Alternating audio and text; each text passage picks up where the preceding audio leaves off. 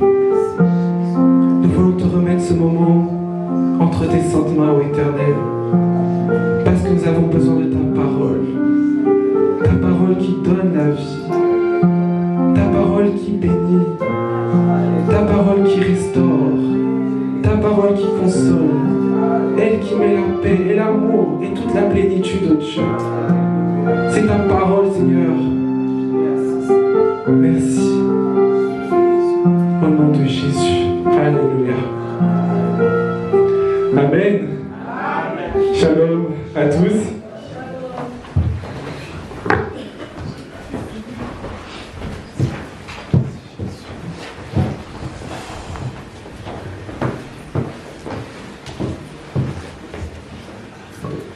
Notre texte ce matin se trouve dans Marc, le chapitre 4.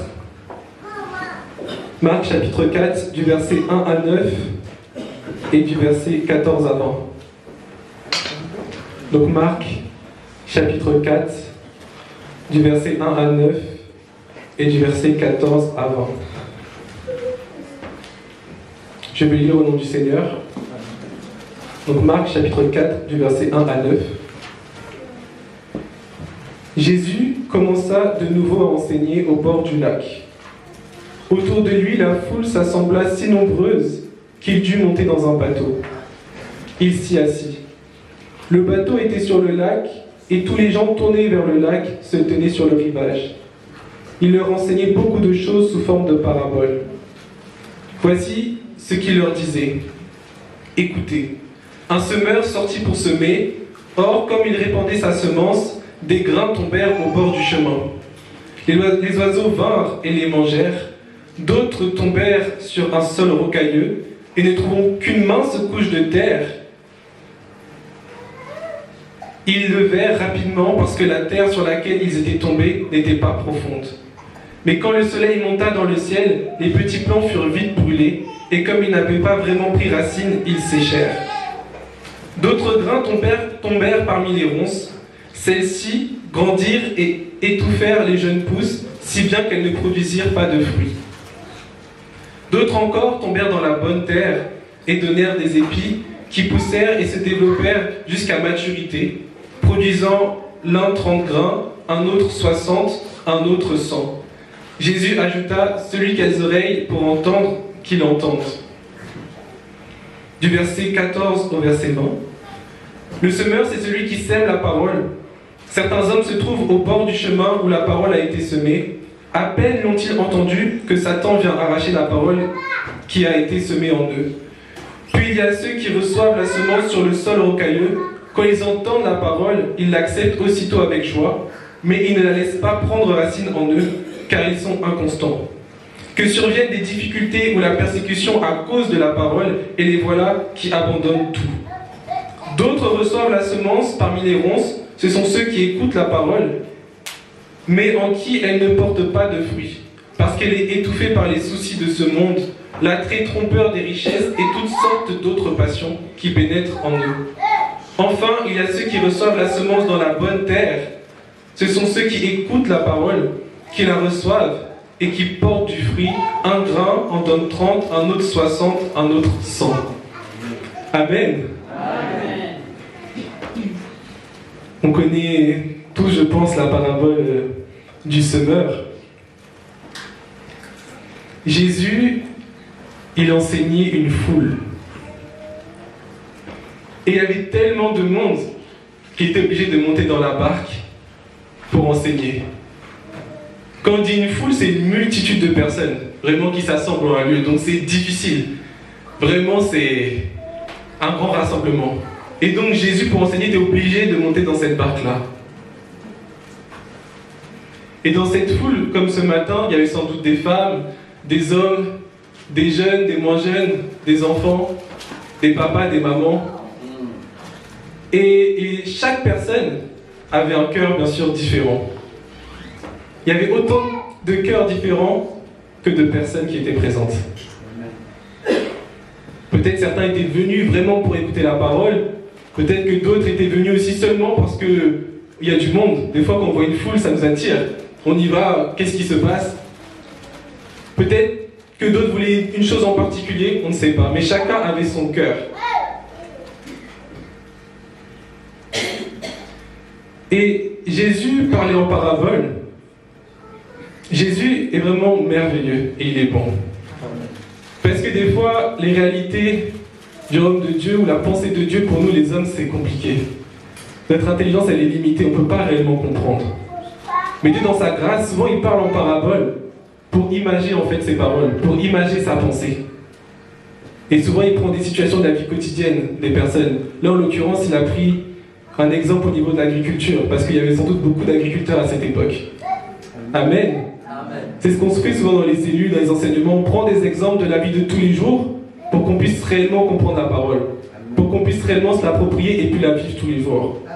Si la parole elle est trop loin, si on ne la comprend pas, ça va être difficile de l'appliquer tous les jours. Mais Dieu, dans sa grâce, parle comme ça pour que le peuple comprenne, pour que la foule, le message soit accessible à la foule. Amen. Amen. Et dans cette parabole, on nous parle premièrement d'un semeur. Et lui poser la question, qu'est-ce qu'un semeur? Moi, j'ai jamais entendu ça comme métier. Hein. Quand je vais voir le conseiller d'orientation, j'ai jamais entendu dire que ça existait un semeur. Mais le semeur, aujourd'hui, on pourrait dire que c'est un agriculteur. C'est celui qui sème, qui va dans les champs et qui vient déposer les grains. Maintenant, on a plus des machines automatiques, mais en tout cas, à l'époque, il semait les grains. Il sème, il sème, il sème. Et on sait très bien que chaque semence va grandir et porter du fruit au temps voulu et à la saison voulue. Amen. Et ce qui est incroyable, c'est qu'une semence, ça peut être tout petit, c'est quelque chose ça peut être infiniment petit, mais ça fait des choses tellement merveilleuses. Et en plus, ça produit du fruit et ça sème encore d'autres choses. Une semence, des fois on pense que c'est vrai, c'est tout petit quand on voit avec nos yeux au début. Mais ça peut porter de grandes choses. Ça peut amener de grandes choses. Ça peut changer toute une vie. Amen. Alléluia. Amen. Et j'aimais, on nous dit un semeur sorti pour semer. On ne nous dit pas une personne sortie pour semer. On nous dit un semeur sorti pour semer. Ça veut dire que c'était une fonction même. Tu es semeur. Ce n'est pas seulement une personne qui vient semer, mais toi-même tu es semeur. Est-ce que quelqu'un me suit? Amen. Tu n'es pas une personne qui vit sa vie au quotidien et puis dans un temps précis, tu viens semer. Non, tu es semeur. Ça veut dire que tous les jours, à chaque instant, tu sèmes. Tu sèmes. Et tu sèmes encore. Là, dans le contexte, dans cette parabole, le semeur, c'est Jésus. Il vient semer sa parole. Il vient semer cet enseignement à la foule. Et la foule, eux, c'est le cœur qui reçoit cette semence. Cette semence, elle est plantée dans leur cœur. Et nous, aujourd'hui, nous sommes tous semeurs aussi. Amen. Nous sommes tous semeurs. Toi aussi, tu es un semeur. Toi, tu viens semer au travers de tes paroles, au travers de tes actions, au travers même de ta façon de te penser, tu peux semer plein de choses. Mais il est important de rappeler, c'est vrai que là, on parle de la parole de Dieu. C'est quelque chose de bon, ce sont de bonnes semences. Mais tu peux semer de bonnes choses et tu peux semer aussi de mauvaises choses. Quand on parle du semeur, c'est vrai que là c'est Jésus, on sait que Jésus sème de bonnes choses. Alléluia. Amen. Mais toi dans ta vie, nous-mêmes dans nos vies, on peut semer aussi de mauvaises choses. Tu peux parler à ton collègue, tu peux parler à ton frère et semer de mauvaises choses. Tu viens juger, tu viens critiquer, tu viens mettre la division, tu viens mentir. Est-ce que tout ça c'est pas des semences? Amen. Tu laisses des semences dans le cœur de ton frère. Celui qui ne regardait même pas ton frère, peut-être qui était mal en point. Toi, tu viens déjà mettre cette pensée en lui. Regarde le frère, regarde-le, c'est bizarre. Toi-même, tu as semé quelque chose. Et dans son cœur, ça grandit, et il finit par avoir la même pensée que toi, ou voire même pire. Amen. Amen. On a cette capacité de semer de bonnes choses ou de mauvaises choses. C'est un choix aussi. Quand on parle de semer de bonnes choses, c'est quand tu sèmes la parole de Dieu. Tu sèmes les valeurs que Jésus-Christ nous a transmises, les valeurs du royaume de Dieu. Amen. Mais quand tu sèmes de mauvaises choses, là, c'est plutôt quand tu sèmes les choses du monde. Tu sèmes, comme je disais, la division, tu sèmes le mensonge, tu sèmes le commérage, et tu peux semer autant de choses que possible. Tout ce que tu peux imaginer, tu peux semer. Et toi, des fois, tu te dis, seulement c'est une petite parole, seulement j'ai juste dit un mot, mais ce mot peut avoir un impact énorme positif ou un impact énorme en négatif. C'est important de faire attention à nos paroles, de faire attention de comment on se comporte. Parce que nous sommes des semeurs. Et toi, tu n'es pas n'importe quel semeur. Tu es un enfant de Dieu.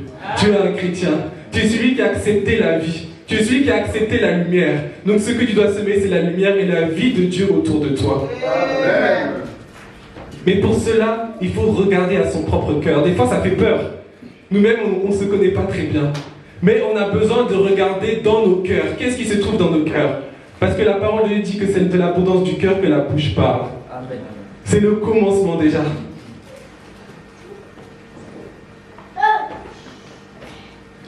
Quand tu sèmes, tu peux semer au travers des âmes perdues, les âmes qui sont perdues. Qui était là hier? Les gagneurs d'âmes. On est parti évangéliser à Blois. Amen. Amen. Tu as semé toutes ces âmes qui étaient perdues. Peut-être que de prime abord, on dirait qu'elles étaient très froides. Peut-être, je ne sais pas ce qui s'est passé, mais tu as semé. Et cette semence, elle va finir par porter du fruit. Peut-être dans une semaine, peut-être dans 2 semaines, peut-être dans 1 mois, dans 1 an. Mais toi, tu as semé. Tu peux semer aussi pour ton frère, pour ta sœur, quand tu donnes une parole d'encouragement, quand tu viens soutenir, quand tu viens exhorter, quand tu viens partager. Toutes ces choses, tu sèmes aussi dans la vie de ton frère et de ta sœur. On va aller dans Galates, le chapitre 6, du verset 7 au verset 10.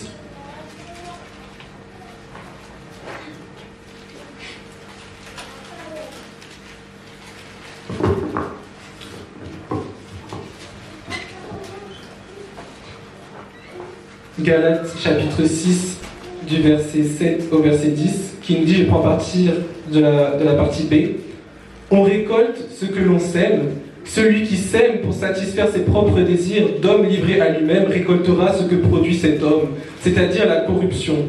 Mais celui qui sème pour l'esprit moissonnera ce que produit l'esprit, la vie éternelle. Faisons le bien sans nous laisser gagner par le découragement, car si nous ne relâchons pas nos efforts, nous récolterons au bon moment.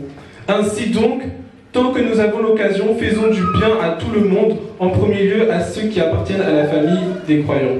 Amen. Quand tu sèmes aussi, tu récoltes. Le monde vraiment aussi a pris cette attache. Des fois, ils ne savent pas. Mais quand on dit on récolte ce que l'on sème, on entend ça souvent dans le monde. Toujours, tu récolteras ce que tu vas semer. Mais nous aussi, c'est pareil. Si tu sèmes de bonnes choses, tu vas voir que ces choses vont porter du fruit. Tu vas voir que ces choses vont évoluer. Tu vas voir de bonnes choses autour de toi. Tu sèmes la parole de Dieu, tu vas voir, peut-être que là, aujourd'hui, tu ne le vois pas avec tes yeux, mais plus tard, tu vas voir que de nombreuses âmes vont se repentir et vont venir à Christ. Quand tu sèmes des encouragements, quand tu sèmes de bonnes choses, tu vas voir que la vie des personnes autour de toi change et que tu vas vraiment être une lumière pour eux. Tu vas vraiment être un témoignage parce que tu sèmes de bonnes choses. Donc toi, ce que tu récoltes, c'est bon. Mais si tu sèmes de mauvaises choses, tu en récoltes aussi le fruit. Et là, ça peut être compliqué. Parce qu'on récolte toujours ce qu'on sème. Si tu sèmes de mauvaises choses, si tu sèmes le mensonge, tous ces soldats vont finir par retomber. Et comme on dit, ça amène la corruption. Et la corruption, ça veut dire que ça amène au péché. Et le péché amène où? À la mort. Et des fois, on ne prête pas vraiment attention à nos paroles. On parle seulement pour parler. À l'église, on fait attention. Quand il y a le pasteur, on fait attention aussi. Quand il y a un ancien, on fait attention. Mais dès qu'on sort, des fois les mots, le moi à l'intérieur prend toute la place et les mots sortent. Les paroles sortent. Et les débats, ils sortent. Et les discours, ils sortent. Et on ne fait plus attention à ce qu'on dit. Et pourtant, toi, tu es un semeur. Tu n'es pas seulement une personne qui sème, tu es un semeur. C'est-à-dire qu'en tout temps, tu dois avoir conscience de qui tu es. Et de l'impact que toi, tu peux avoir autour de toi.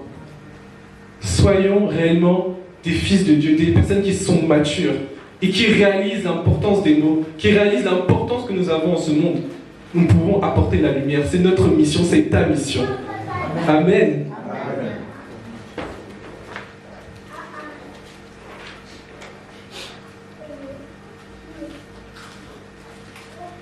La Bible nous dit aussi de veiller sur notre cœur, parce que c'est dans notre cœur, c'est là où il y a les sources de la vie.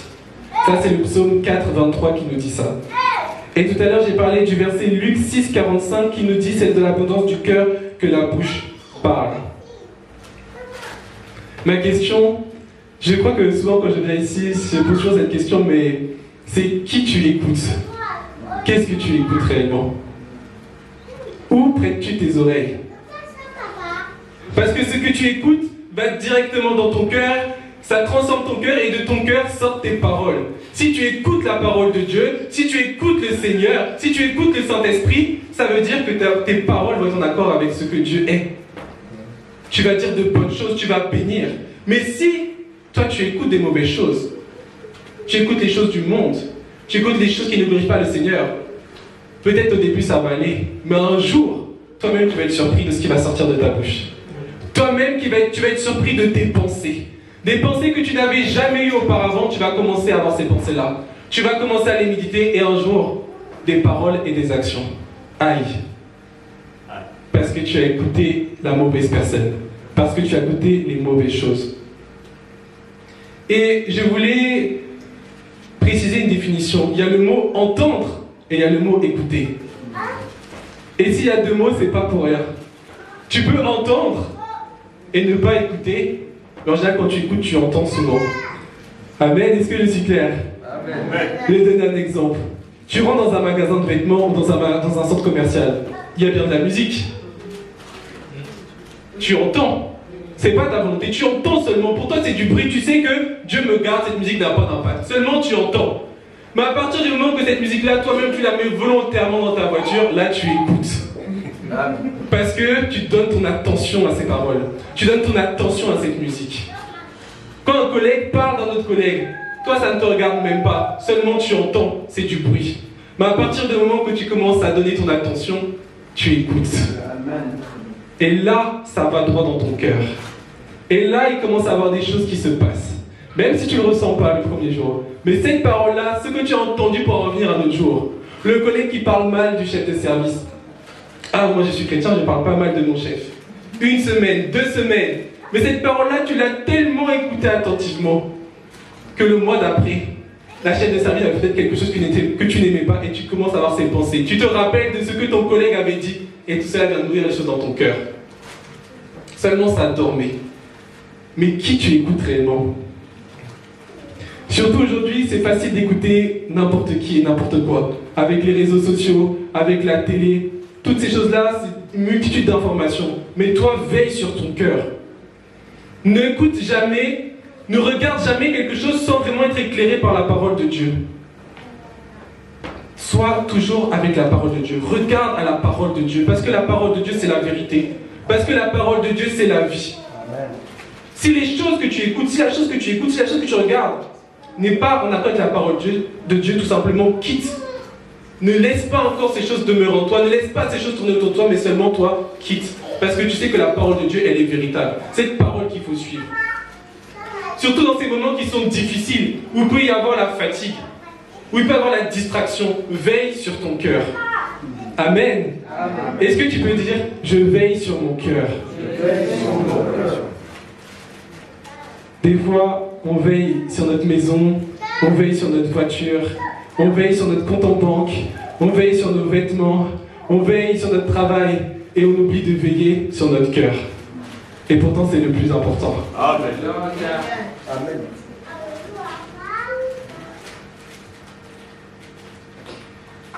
On nous parle dans cette parabole de plusieurs cœurs. Et donc du verset 14 au verset 20, Jésus l'explique très bien. On nous parle, le semeur c'est celui qui sème la parole. Certains hommes se trouvent au bord du chemin où la parole a été semée. À peine ont-ils entendu que Satan vient arracher la parole qui a été semée. Quand on sème, à l'époque, en tout cas quand on sème, même encore aujourd'hui, les agriculteurs, lorsqu'ils sèment, il y a des chemins tout autour et à l'intérieur. Est-ce que vous voyez? L'agriculteur lui-même ne va pas marcher sur la terre, il ne va pas piétiner ses propres semences. Donc il va toujours faire des chemins. Mais quand c'est vrai qu'on sème, il y a toujours des graines qui tombent sur les chemins. Et ces chemins ne sont jamais labourés. C'est-à-dire qu'ils sont piétinés. La pluie passe, toutes ces choses-là, le sol est dur, dur, dur. Il ne pénètre absolument pas. Et des fois, c'est ce que sont nos cœurs. La parole de Dieu est là, elle veut bien tomber dans nos cœurs, mais nos cœurs sont tellement durs que seulement la graine, elle rebondit, elle ne peut même pas entrer. Elle ne peut même pas réellement pénétrer. C'est important de préparer son cœur. Quand tu viens à l'église, quand tu viens écouter la parole de Dieu, quand tu lis la parole de Dieu, parce que je sais que tu la lis tous les jours, je sais que tu la médites tous les jours, et quand tu le fais, c'est important de préparer ton cœur. Parce que des fois, c'est toutes nos émotions, tous nos sentiments, toute notre journée. Je ne sais pas ce qui peut se passer dans ta vie. C'est ces choses-là qui règnent dans ton cœur à ce moment. Et la parole de Dieu ne peut pas pénétrer. La parole de Dieu ne peut pas réellement agir selon la volonté du Seigneur. Parce que toi-même, tu n'es pas disposé. Et forcément, cette parole, on te la prend. Et toi-même, tu oublies cet enseignement. Tu oublies cette parole. Amen. Amen. C'est pour cela, souvent, avant qu'on passe à la prédication, on prie pour nos cœurs. C'est important que les cœurs soient préparés. Que toi, tu laboures ton cœur. Que tu prépares cette terre-là pour accueillir la parole du Seigneur. On nous parle d'un deuxième état de cœur. On parle du sol rocailleux. On dit que c'est celui qui entend la parole, il l'accepte aussitôt avec joie. Waouh, déjà, quelle grâce! C'est pas donné à tout le monde d'entendre la parole et de l'accepter directement avec joie. Moi, il y a des paroles que j'entends, il me faut un peu de temps, je passe du temps dans la prière, je dis, ah, cette parole, je la comprends maintenant, je l'accepte. Mais quelqu'un qui accepte directement la parole avec joie, déjà, c'est un bon point. Vraiment, gloire à Dieu. Mais on nous dit bien, mais ils ne se laissent pas prendre, ils ne laissent pas prendre racine en eux, car ils sont inconstants. Que surviennent des difficultés ou la persécution à cause de la parole, et les voilà qui abandonnent tout. Quel dommage! Quelqu'un qui entend la parole, qui l'accepte avec joie. On a bien dit qu'il l'accepte. Ça veut dire que cette parole, il l'a saisie. Mais à la moindre adversité, à la moindre chose qui se présente devant lui, il abandonne tout. On ne dit même pas qu'il abandonne seulement la parole, il abandonne tout. Absolument tout. Parce qu'il est inconstant. Nous devons être disciplinés et constants dans le Seigneur. Amen. Nous devons être constants dans notre vie de prière, constants dans la méditation de la parole de Dieu, constants dans le service, constants dans toutes les choses que nous pratiquons pour glorifier le nom du Seigneur. Ne soyons pas inconstants. Si je peux donner un petit témoignage, c'est pour donner aussi et illustrer en donnant un exemple.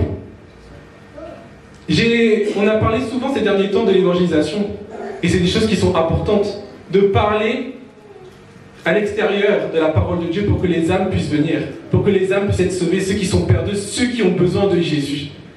Et moi, cette parole-là, je l'ai acceptée avec joie. Parce que je sais que c'est ma mission. Dieu nous a tous donné cette mission-là. Est-ce que tu sais que Dieu t'a donné cette mission? Amen. De parler de lui. Pas seulement de rester, de vivre et de garder cette parole pour toi, mais de la partager. Et je l'ai acceptée avec joie. Nous sommes partis à Mer, je suis parti à Mer 2 fois. Gloire à Dieu, cette parole-là, je l'ai mise en pratique. Mais, on nous a dit qu'on allait évangéliser à Blois. Et à Blois, je sais que j'ai beaucoup de collègues qui habitent à Blois. Il y a beaucoup de personnes que j'accompagne qui habitent à Blois. Ça peut être 30-40 personnes.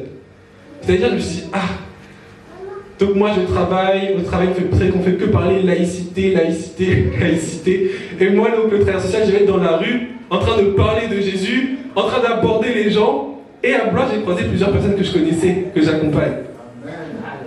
Mais, je ne me suis pas découragé. J'ai persévéré et j'ai obéi à la parole du Seigneur. Je n'ai pas abandonné. Amen. Mais, ça, c'est grâce au Saint-Esprit de Dieu. C'est grâce à la prière et au Saint-Esprit de Dieu. Parce que de moi-même, de mes propres forces, je ne sais pas si toutes ces pensées, vous savez, ça commence avec une pensée, puis après ça fait son chemin. Je me suis dit, si je croise seulement quelqu'un, moi j'ai pas honte de Jésus, mais seulement si la personne après parle au travail, elle va dire encore si, elle va tout déformer, donc le travailleur social vient et dans les rues il aborde les autres. Je me suis dit toutes ces sortes de pensées là. Mais j'ai lu la parole du Seigneur, je me suis appuyé sur le Saint-Esprit et j'ai fait ce que je devais faire. Alléluia. Parce que c'est Dieu qui passe avant tout. C'est pas mon travail qui prend la place de Dieu, c'est Dieu d'abord. Et Dieu pourvoira au reste. C'est ta confiance en Dieu qui change aussi les choses. Et confiance en Dieu. Place ta confiance en Dieu. Ne doute pas, ne regarde pas à droite, ne regarde pas à gauche, mais regarde à la parole de Dieu. Regarde au Seigneur. Et Dieu fera le reste. Et même s'il se passait quelque chose, Dieu est avec toi, quoi qu'il arrive. Ça peut arriver. Je ne vais pas dire que tout est parfait. Mais il peut se passer des choses. Il peut y avoir des choses qui peuvent se passer quand tu parles de Dieu, quand il y a des paroles, c'est compliqué, que toi tu n'appliques pas, que tu appliques, pardon. Mais tant que tu es avec le Seigneur, peu importe, toi, continue et avance. Continue et avance. Ne te relâche pas, sois constant. On a besoin d'être constant. Amen. Est-ce que tu peux dire je suis constant? Je suis constant. C'est ce qu'il faut que nous soyons.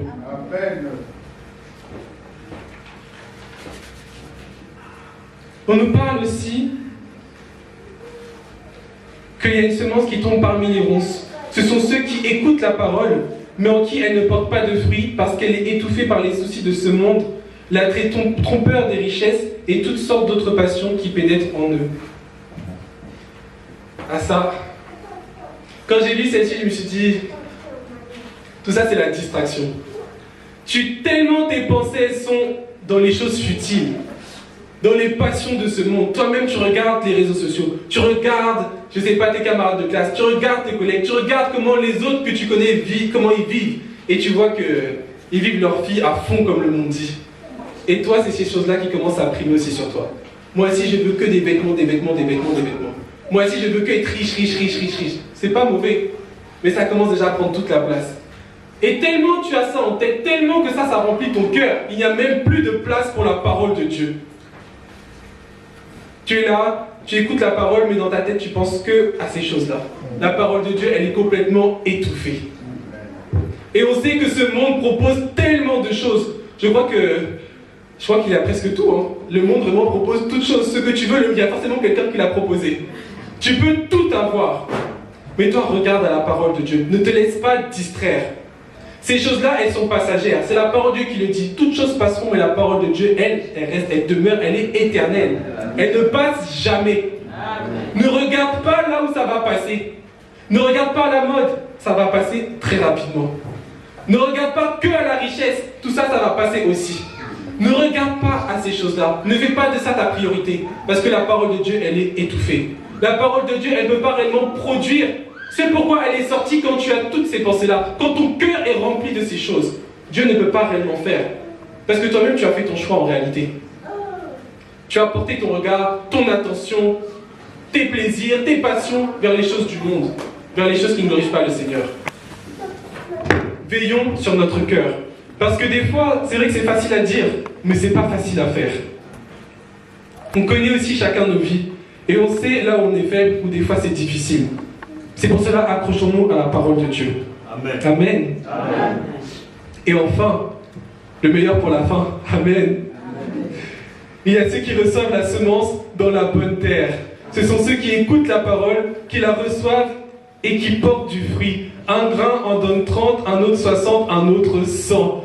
Alléluia. Amen. Ça, c'est la bonne terre. Il n'est pas tombé sur les chemins, ni dans les ronces, ni sur les cailloux, mais il est tombé là où il fallait. Ça veut dire que le cœur est préparé, le cœur est disposé. La personne, elle écoute, elle a donné toute son attention à la parole. Elle la reçoit, elle l'accepte et elle la met en pratique. Aïe, la mettre en pratique. Des fois, on écoute, on peut même la méditer, mais mettre en pratique, des fois, ça bloque tout de suite. On écoute beaucoup la parole, on la lit beaucoup, mais est-ce que réellement on la met en pratique? Si tu ne mets pas en pratique la parole, elle va finir par mourir en toi. Si tu ne mets pas en pratique la parole, elle va finir par comme s'évanouir en toi. Il faut que nous pratiquions la parole de Dieu. Pas seulement l'écouter, pas seulement l'accepter, il faut la pratiquer. Il faut aller jusqu'au bout. Il faut que nous soyons la bonne terre. Est-ce que ce matin tu es la bonne terre? Est-ce que ce matin, ce que Dieu veut te dire tombe dans la bonne terre? Amen. Amen. Si ça tombe dans la bonne terre, je crois que ça va porter beaucoup de fruits. Les gens en qui tu auras semé vont semer et ça va se propager. Il va y avoir tellement de choses qui vont se passer. Ta vie va changer et tu peux changer la vie de ceux qui t'entourent, réellement. Mais si tu n'es pas la bonne terre, tu ne pourras pas transmettre ce que Dieu veut que tu transmettes. Si tu n'es pas généreux, tu ne pourras pas transmettre aux gens d'être généreux. Le monde est dur, hein. La compassion, la générosité, tout ça, c'est même plus leur affaire. Mais toi, tu peux changer les choses dans ton entourage. Mais si toi-même, tu ne le vis pas, si toi-même, tu ne mets pas ça en pratique, les autres ne pourront pas le faire non plus. Si toi-même, tu n'aimes pas, les gens ne pourront pas aimer non plus. Si toi-même, tu n'es pas dans la joie, les gens ne pourront même pas être dans la joie. Sois la bonne terre et transmets ce que Dieu te donne. Amen. Amen. Et tout ce que je dis, s'il n'y avait pas le Saint-Esprit, ça serait presque en vain. Parce que sans le Saint-Esprit, on ne peut rien faire. Sans le Saint-Esprit, on n'a pas la force, on n'a même pas l'intelligence, ni la sagesse, on n'a absolument rien. Et ça, c'est important pour donner conscience, bien-aimés. Ne négligeons pas le Saint-Esprit de Dieu. Ne négligeons pas notre relation avec le Saint-Esprit, parce que sans lui, il est impossible de faire toutes ces choses. Mais accroche-toi au Saint-Esprit. Développe cette intimité avec le Saint-Esprit de Dieu. Parce que c'est lui qui a donné la force, la capacité de marcher, d'être constant et d'avoir ce cœur qui s'accroche malgré les tempêtes, malgré les circonstances, malgré les événements, d'être constant en tout temps. Amen. Amen. Est-ce que tu me suis? Amen. Tu n'es pas fatigué, hein? Non. Alléluia. Amen. Le Saint-Esprit de Dieu. Qui a une relation avec le Saint-Esprit? Alléluia. Sans le Saint-Esprit de Dieu, c'est compliqué. Tu ne pourras pas changer ton cœur. C'est le Saint-Esprit de Dieu qui travaille en toi. C'est le Saint-Esprit de Dieu qui te change et qui te transforme. C'est le Saint-Esprit de Dieu qui vient vraiment faire vivre la parole de Dieu en toi. Ne compte pas sur toi, ne compte pas sur tes propres forces, ne compte pas sur ta propre intelligence, ni ta propre sagesse, mais compte sur le Saint-Esprit de Dieu. Ah, je redis, ne compte pas sur tes propres forces, ne compte pas sur ta propre intelligence, ne compte pas sur ta propre sagesse, mais remets-toi au Saint-Esprit de Dieu. Lui-même, il va t'enseigner. Lui-même, il va te transformer. Il va te changer. Sans le Saint-Esprit de Dieu, nous ne sommes rien. Sans le Saint-Esprit de Dieu, tu vas finir par tomber. Sans le Saint-Esprit de Dieu, tu vas finir par t'éloigner de Dieu, t'écarter. Tu vas retourner dans le péché. Tu vas retourner dans ta vie passée. Sans le Saint-Esprit de Dieu, tu ne peux rien. Si tu continues ta vie à marcher seul, à dire seulement Saint-Esprit de Dieu, reste sur le côté. Maintenant, demande au Saint-Esprit de régner en toi. De régner en toi. Parce que si tu laisses encore le Saint-Esprit de côté, tu vas finir par tomber. Tu vas finir par tomber. La parole de Dieu, on a dit qu'il faut la mettre en pratique. Sans le Saint-Esprit, tu ne peux pas mettre la parole de Dieu en pratique. Il y a quelques paroles peut-être pour toi qui vont être faciles. On a dit ne tue point. Ah, ça c'est... Je pense que ça peut être accessible pour beaucoup. Mais il y a d'autres paroles où là, ça te touche plus. Sans le Saint-Esprit, tu ne pourras pas faire. Sans le Saint-Esprit, tu ne pourras pas faire. C'est pour cela, bien aimé, j'insiste ce matin, développe ta relation avec le Saint-Esprit de Dieu. Ne vis plus en laissant le Saint-Esprit de côté. Mais toi maintenant, vis. Parce que le Saint-Esprit de Dieu va faire vivre sa parole. Le Saint-Esprit de Dieu va faire grandir les semences qu'il y a en toi. Le Saint-Esprit de Dieu va faire de grandes choses que toi-même tu n'aurais jamais imaginées. Parce que le Saint-Esprit, c'est l'ami fidèle. C'est celui qui n'abandonne jamais. C'est celui qui ne te laisse jamais. Il est toujours là. Il t'emmène dans un endroit que tu n'aurais jamais imaginé. Dans des dimensions que tu n'aurais jamais imaginées. C'est le Saint-Esprit de Dieu. Mais sans lui, tu vas faire du surplace et même reculer. Regarde au Saint-Esprit. Jésus ne nous a pas laissés seuls. Tu n'es pas seul. Alléluia. Amen. Cette parole, c'est cette parole que j'avais pour toi ce matin. Parce que je sais que parfois on peut marcher, on peut vivre nos vies, on est absorbé par le travail, la famille, les tâches, toutes sortes de choses. Toi-même tu connais ta vie. Et on oublie réellement de regarder nos cœurs. On prend soin de beaucoup de choses, mais on ne prend pas soin de nos cœurs. Souvent même on maltraite nos cœurs. On laisse seulement les choses couler en nous comme ça. On écoute et on ne fait pas attention. Toutes ces choses-là. Mais toi maintenant, prends soin de toi. C'est ça aussi que je veux dire. Prends soin de toi et veille sur ton cœur. Veille sur ton cœur. Que Dieu vous bénisse. Amen.